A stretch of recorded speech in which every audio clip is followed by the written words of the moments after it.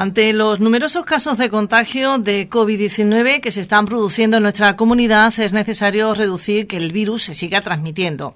Por ello que durante estos meses se haya creado la figura del rastreador o rastreadores, una pieza clave para la detención precoz de la enfermedad y el control de la transmisión. Al equipo de rastreadores, hasta el momento, se unen ahora la colaboración de médicos jubilados que de manera voluntaria van a realizar esas tareas de rastreo.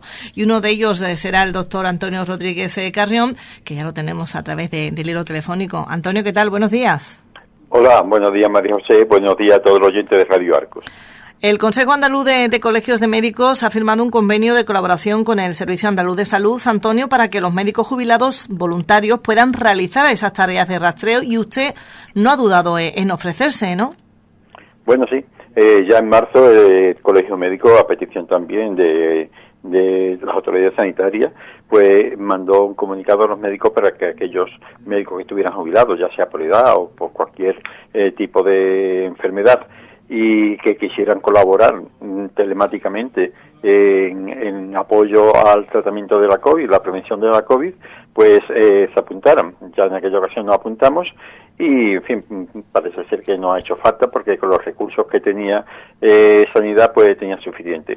Pero ahora con el aumento de los casos de esta segunda ola de la pandemia, pues ha faltado el estado de alarma, todos lo sabemos, ¿no? Que además esto va a más, va a ir a más, ahora con una época invernal. Y entonces, pues otra vez sea por parte del Colegio de Médicos y del Servicio Andaluz de Salud y otras comunidades, pues se está pidiendo a los médicos otra vez esta colaboración que se ofreció en un principio. Así que la hemos reiterado y estamos ya a la espera de que se ponga ya en marcha, porque ya digo, esto va a más. Y es importante colaborar cada uno en sus posibilidades, claro, para que esta pandemia tenga los menos efectos nocivos posibles.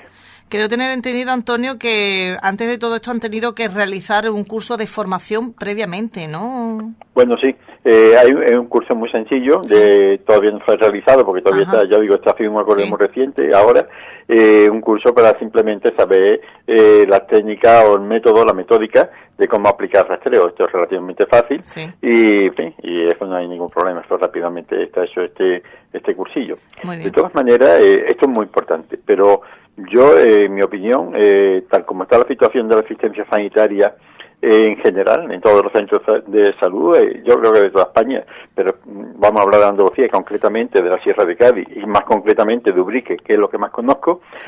Yo creo que la función de rastreador COVID, los médicos lo podemos hacer perfectamente, pero que hay otra labor todavía mucho más importante, en mi opinión, porque esta labor de rastreador la pueden hacer personas que no son médicos. Por ejemplo, todos conocemos como el Ejército Español ha ofertado y tiene a disposición de las autoridades sanitarias un personal de 3.000 personas, que no son 3.000 médicos, ni mucho menos. Y además, muchas de las funciones del rastreador lo hace la enfermería. El médico lo hace perfectamente, y cualquier persona clínica que tenga, o que cualquier persona perfectamente esté autorizada.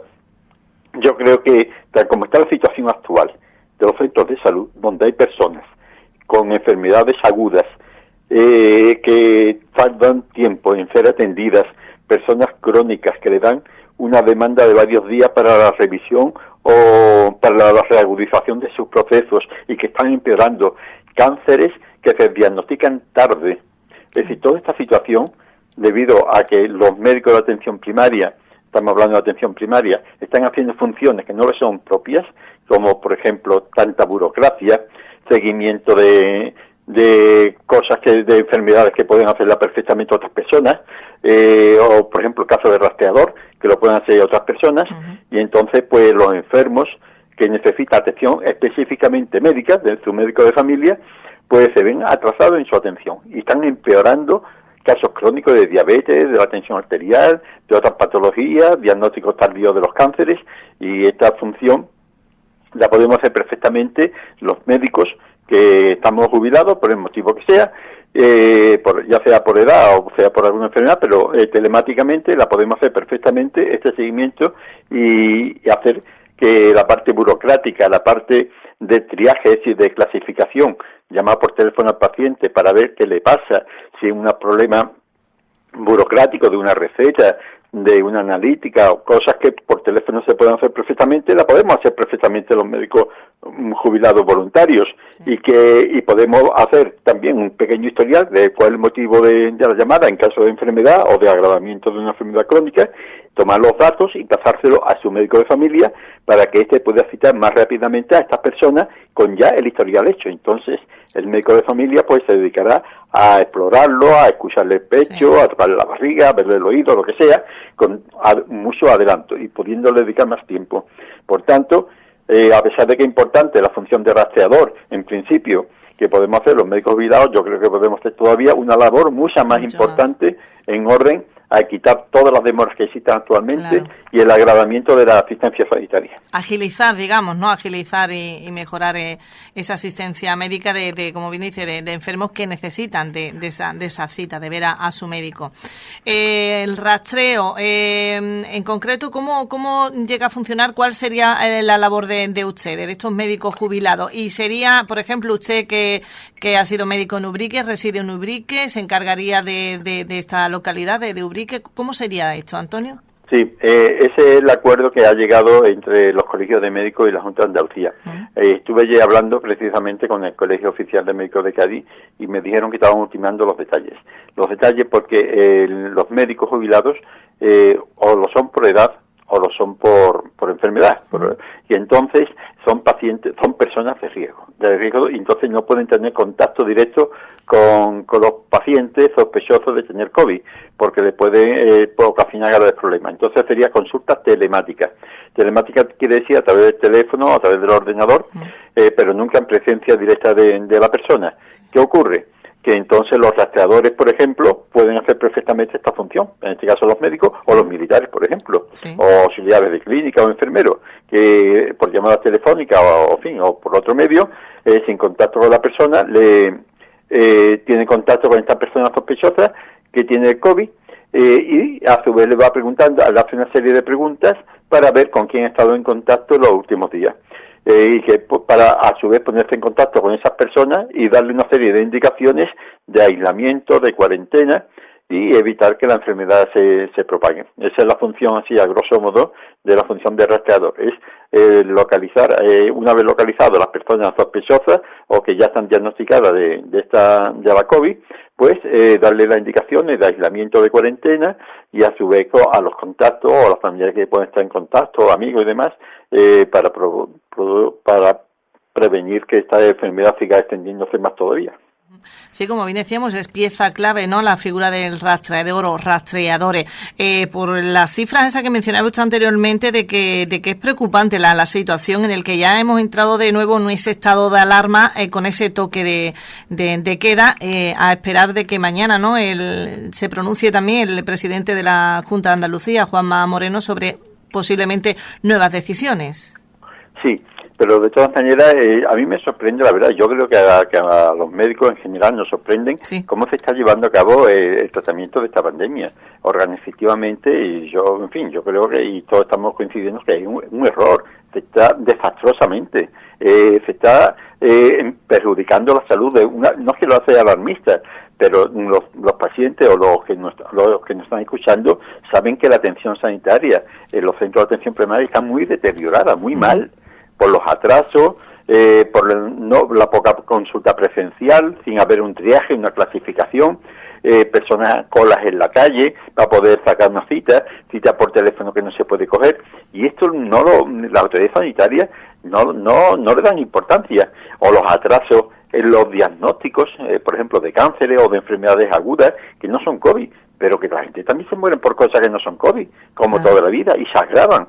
Y entonces se están tomando unas medidas muchas veces que cuestan mucho dinero, cuando con una correcta optimización de los recursos, con unas auditorías y utilización adecuada de los recursos existentes, se podría evitar mucha enfermedad, mucho sufrimiento, y además ahorraría muchísimo dinero, ahora que estamos también en una crisis económica. Es decir, que la verdad es que son medidas que los sanitarios no comprendemos cómo lo están tomando, quién está asesorando, y esto es, la verdad, muy grave, tanto socialmente, la repercusión económica y sobre todo la repercusión para la salud, tanto en el diagnóstico tardío de los COVID, es decir, las personas que puedan tener este problema de la enfermedad como otras enfermedades.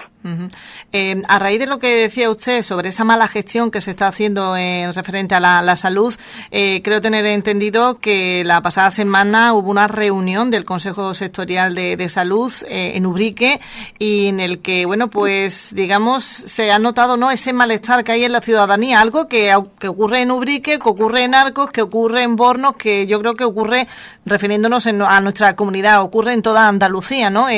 Esos ejemplos que acaba de mencionar anteriormente, y se ha llevado a esa reunión, ¿no? Se han puesto sobre la mesa. Sí. Parece ser, por lo que escuchaban por los medios, yo no tengo experiencia propia, que en toda Andalucía, pero quizás en muchas partes de España también, hay un gran descontento por parte de la ciudadanía cómo se está atendiendo, cómo es la asistencia sanitaria, al menos en los centros de atención primaria. Y mi opinión, y por lo que yo veo, es que hay un desorden, una desorganización por parte de los responsables. No sé si es por parte de los directores de los centros de salud, que muchos de ellos no están cualificados para ser directores, o si es por la parte del área o del distrito, que tampoco están cualificados, o no tienen recursos, o es por parte de la Consejería de Salud, que no está dando palos de ciego, o no recibe información adecuada de los directores, o no sé si el motivo.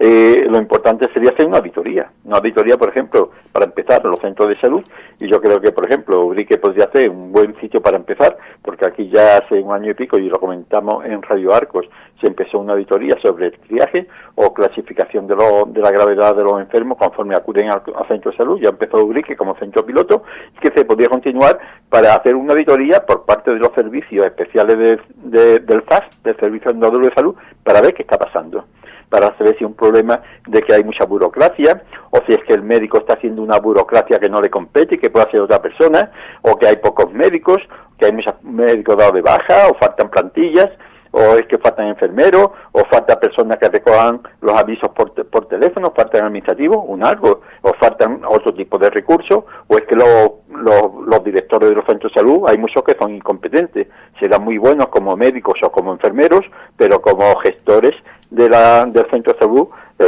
son incompetentes, no saben organizar, no tienen liderazgo, no sé, la responsabilidad de ellos es de la inspección sanitaria, y para ello lo tienen que mandar la autoridad. Primero averiguar dónde está el problema, y después hay problema clarísimo, por ejemplo, que los médicos tienen una labor burocrática enorme, un papeleo que puede hacer otra persona, y somos conscientes de que ese papeleo muchas veces no sirve para nada. No sabemos para qué tanto papeleo. Después los ordenadores muchas veces van lentos, los administrativos se quejan de que no pueden atender a las personas que van presencialmente a pedir cita al centro de salud, y también atender al teléfono a la par, o lo uno o lo otro, y todo el mundo cabreado. Y el problema es que se pelean luego con ellos, con el administrativo, con el celador, con el médico, cuando de ellos no depende la organización. La organización depende de la dirección del centro de salud, que muchas veces nadie sabe quién es el director, o a qué hora se le puede llamar, cuál es el horario de consulta para la ciudadanía, para recoger las quejas, o para llamarle por teléfono. Y entonces estas quejas pues se van directamente, toman los modos, se van directamente al celador que da la cita, o al que está en la puerta, o al médico, al enfermero, cuando el que tiene que aguantar el chaparrón es el director. Y si el director no tiene recursos, que se lo diga al director del área, o al ministro, o a la ONU, a quien sea. Pero lo que un director de un centro de salud nunca puede consentir, o la verdad no es comprensible, que permita que otro dé la cara por él, que le partan la cara, entre comillas, a un celador, a un médico, un enfermero, un administrativo, cuando la organización depende del director, que es el que tienen que ir con todas las quejas. Pero muchas veces están ocultos, se ocultan en su despacho para que no recibí estas quejas y que las reciba otro. Esto no es admisible, pero lamentablemente es así.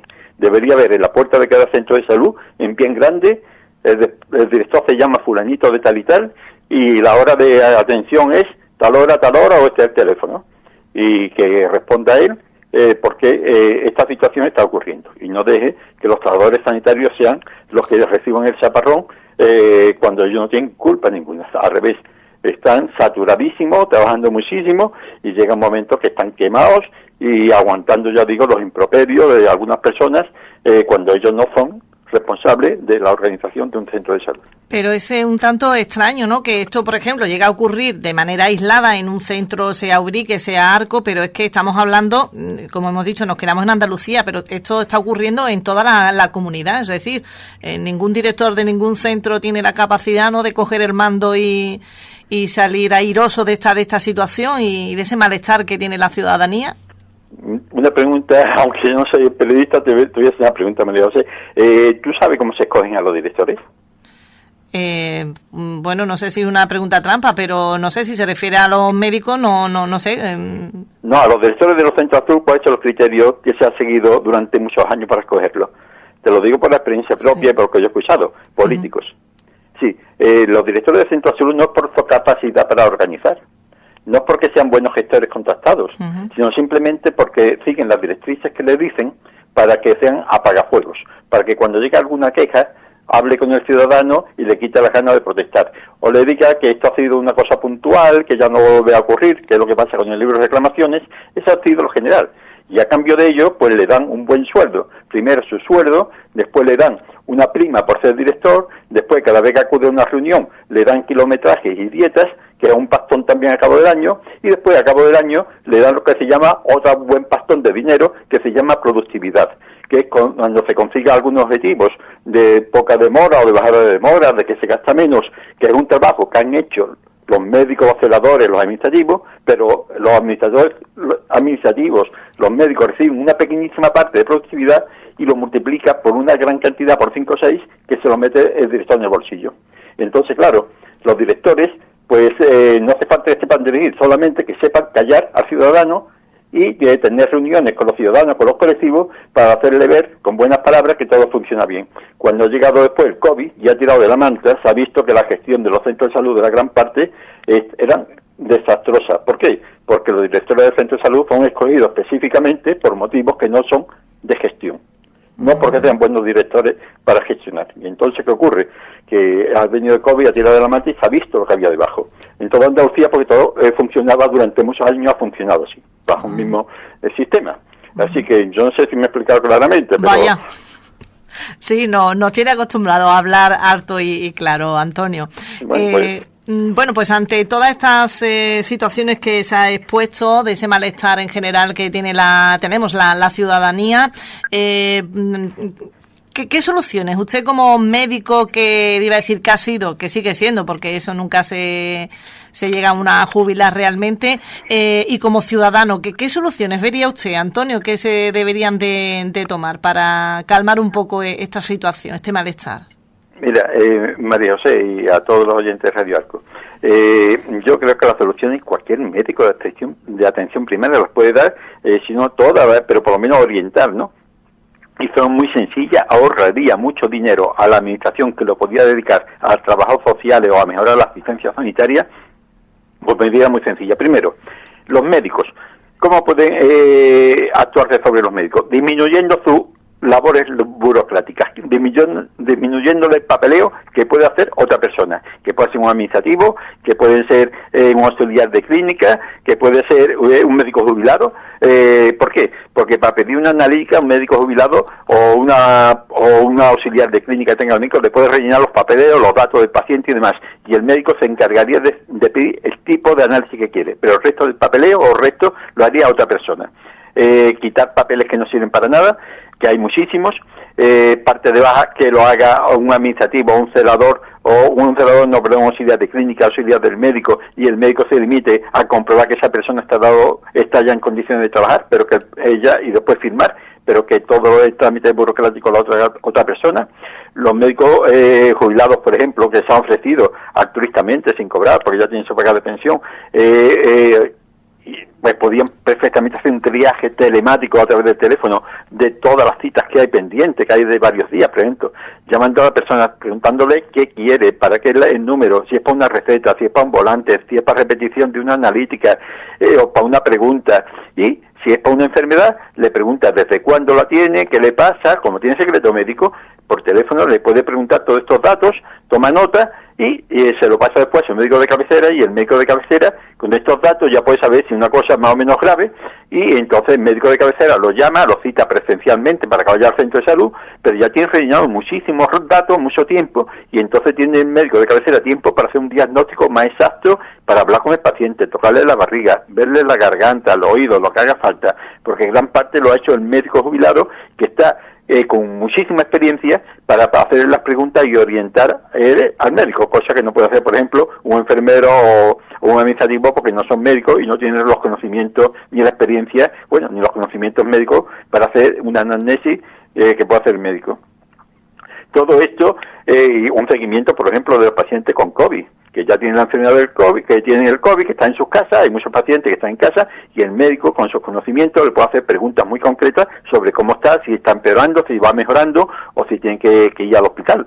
Los médicos, por ejemplo, pueden resolver cosas que ya digo, que permiten al médico de familia tener más de 10 minutos por cada cita. ¿Por qué? Porque ya ha filtrado un montón de cosas que no necesitan presencia, y la ha arreglado el médico, y cuando van a presencia del médico de familia ya va perfectamente historiado, y entonces le puede dedicar mucho más tiempo.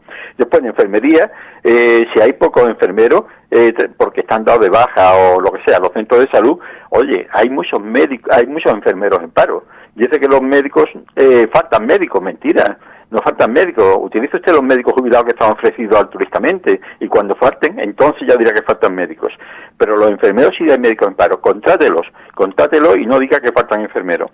Y respecto a los administrativos, ya ves, suficientes administrativos para coger los teléfonos. Un administrativo no puede estar atendiendo a una persona delante que le está pidiendo una cita, una información, y a su vez el teléfono sonando. Eso es un disparate. Hay administrativos sobrados que están en paro, contrátelos, y se quitará todo este trauma.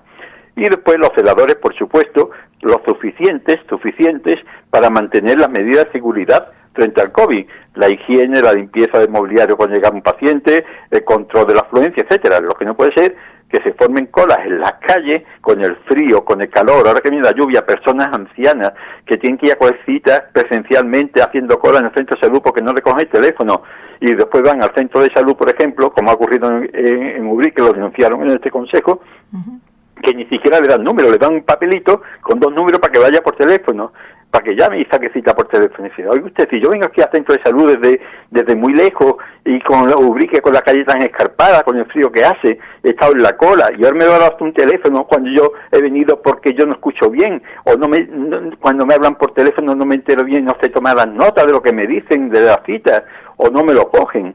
Eso no se puede tolerar. Y después, por último, otro punto que hay que tocar es la información a la ciudadanía. Hay que darle, a través de las radios, de la prensa, de Octavilla, de las redes de difusión de cualquier tipo de información sobre las patologías más frecuentes, el resfriado, la gripe, la angina, la diarrea. ¿Para qué? Para que el autocuidado de estas patologías que no son graves pueda atenderle al paciente en su propia casa, o para que el paciente sepa, o el usuario sepa, cuando una enfermedad tiene algunos signos que pueden ser de gravedad, y acuda rápidamente al consultorio y no vaya tardíamente, y al revés, cuando sea demasiado leve, que no vaya al consultorio porque se le va a quitar solo.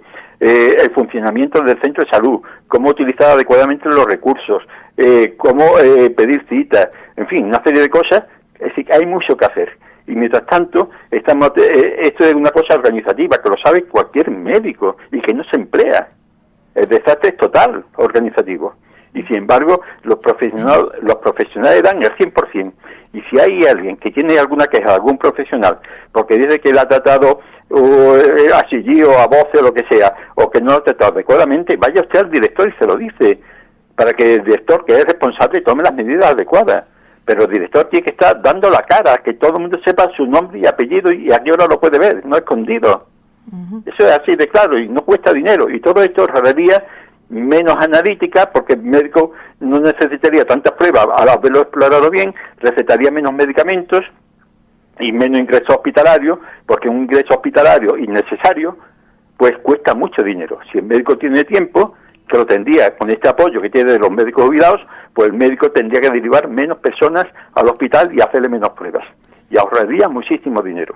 Es un poquito extenso, pero no sé si ha quedado claro. Sí, era necesario, desde luego, de decirlo, porque realmente, como bien decíamos, ha hablado usted acerca de esas soluciones que se han aportado en esa reunión del Consejo Sectorial de Salud, y en la que usted está de acuerdo, pero que se puede extrapolar, como bien decíamos, a otras localidades. Y para que veamos cómo está la situación o esa gestión no bien realizada, el sindicato CESIF exige al Servicio Andaluz de Salud que el personal de gestión no realice labores de triaje. ¿Esto qué significa, Antonio? Significa que el celador, el administrativo que llama, que atiende el teléfono, que está en la puerta, no le puede preguntar a nadie qué le pasa.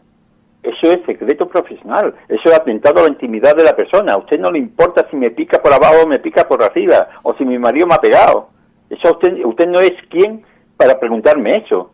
Eso me lo tiene que preguntar el médico. Yo soy al médico o al enfermero, que tienen secreto profesional y además están cualificados. Ni un celador, ni un auxiliar de clínica, el auxiliar de clínica si tiene secreto profesional sí, pero por supuesto y de una forma privada, no delante de todo el mundo. ¿A qué viene usted? Yo vengo, por ejemplo, a pedir cita para el enfermero o a una cita para el médico, para lo que sea, ¿no? Para pediatría, vale, hasta ahí sí. Ahora, ¿qué le pasa?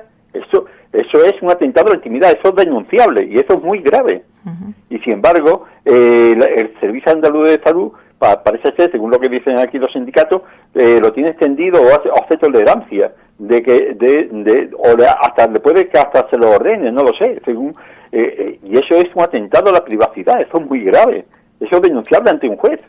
Nadie le puede preguntar a una persona qué le pasa, como no sea un médico o un enfermero, y además en un ambiente que sea reservado. Sea lo que sea, aunque le haya picado un mosquito, no le puede preguntar. Es decir, usted venga para el médico, o dónde está la consulta que está al final del pasillo, todas esas cosas, o tenga usted una cita, o deme papelito de la cita para la analítica, todas esas cosas administrativas, pero no el porqué. Y eso es lo que el sindicato que tú has comentado, pues está diciendo que lo va a denunciar, claro. Muy bien. Y ya para ir finalizando, Antonio, porque no nos queda más tiempo, no podemos dejar pasar por alto el que hoy martes los médicos de toda España están convocados a una huelga. La primera parece ser en 25 años. ¿Qué es lo que piden? ¿Por qué el motivo de esta huelga? Bueno, es clarísimo. Ha salido un Real Decreto Ley del 29 de septiembre de este año, es decir, hace 2 meses, hace un mes, en el cual se autoriza a que los médicos extranjeros o médicos sin especialidad y sin MIR puedan atender en España ante esta crisis. Es decir, que ¿cómo va a ver?